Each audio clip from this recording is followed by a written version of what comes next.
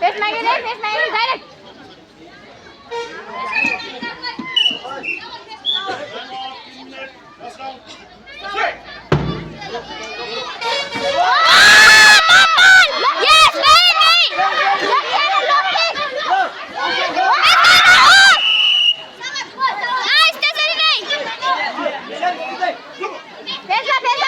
त्यस पछाडिको भिडन्त 35 KG तौलसम्मको final खेल हुन गइरहेको छ। त्यसमा हुनुहुन्छ तयारीको लागि प्रभास तामाङ टिका भैरव रातोरीवनमा,